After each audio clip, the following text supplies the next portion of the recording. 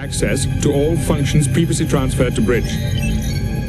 Enter code 173467321.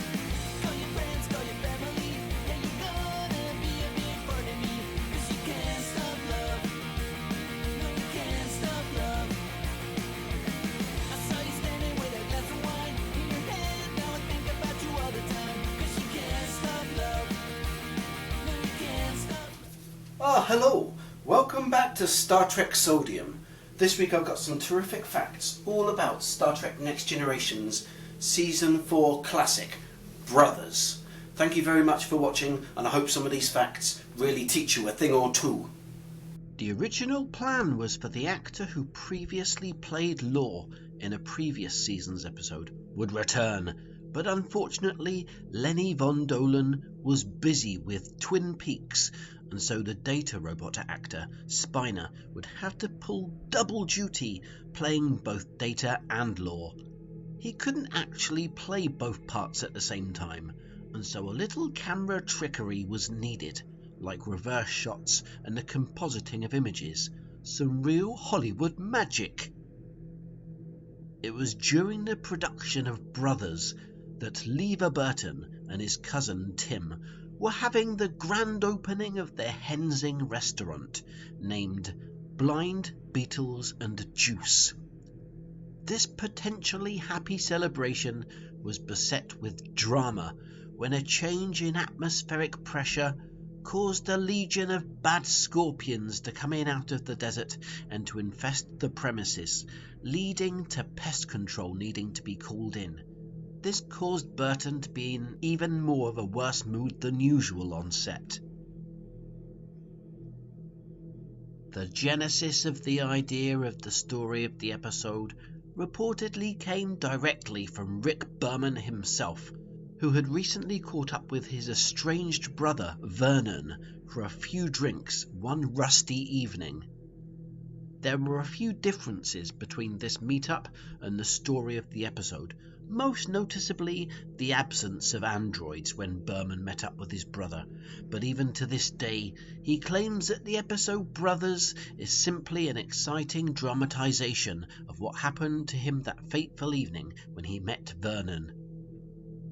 Those of you with eagle eyes would have noticed that Patrick Stewart barely features in this episode, and when he's on screen he's only ever seen facing the camera, never exposing his back to onlookers and voyeurs. Rumour has it that's because while moving home the previous week he had accidentally left his Starfleet uniform in the street, where it was run over by an oily garbage truck which left black tyre prints straight up the back of the futuristic costume. So if you're wondering why you never get to see Picard's muscular back this episode, that's probably and exactly why. Noticeable by her absence in this story is crucid actor Whoopi Goldberg, who actually wanted to be in the episode very much. She argued with the producers that she should be shoehorned into the script, as she was a particular expert on Brothers, having at least two herself in real life, including Robert, Clyde, and possibly one called Business Jackie, although the evidence of that brother existing at all is negligible. Having failed the dare laid out by the Riker actor the previous week, the Wesley person had to face up to his penalty and take a face full of piss in front of the whole team.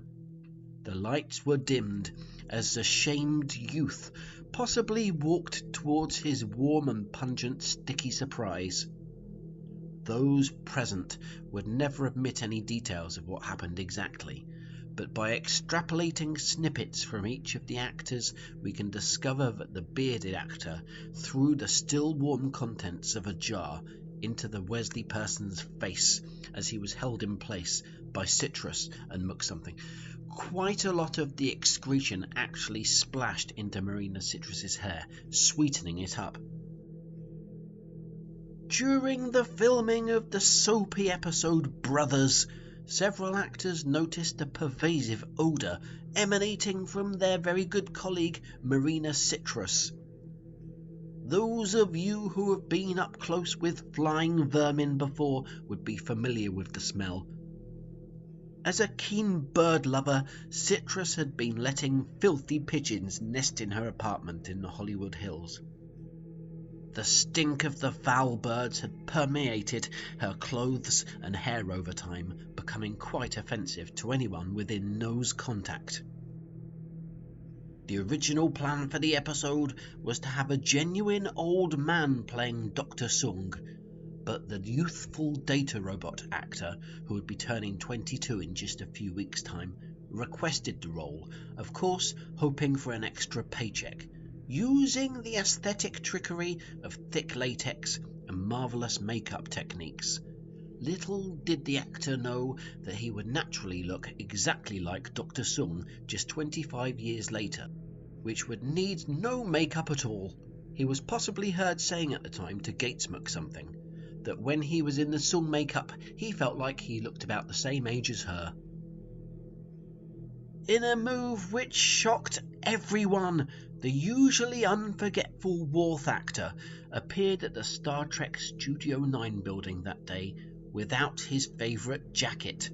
On that dusty February morning, he would possibly explain himself to the Riker actor later, explaining that he was in such a rush to put his toothbrush away properly that he'd left his white suede jacket hanging on the back of the ballroom door. How embarrassing!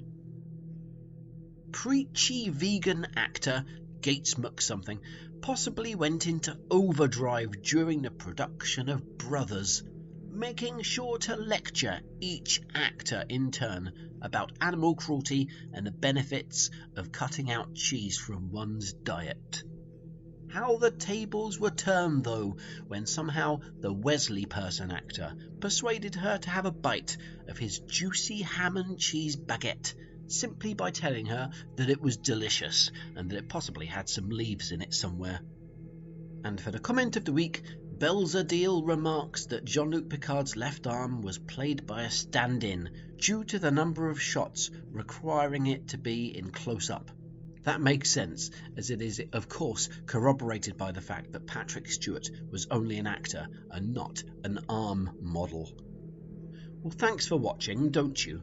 Please subscribe to the channel if you enjoy these interesting facts all about Star Trek Next Generation. Come back next time as we delve further into Season 4 of Star Trek Next Generation, and like the video if you liked it. I'll see you next time. Ta-ta!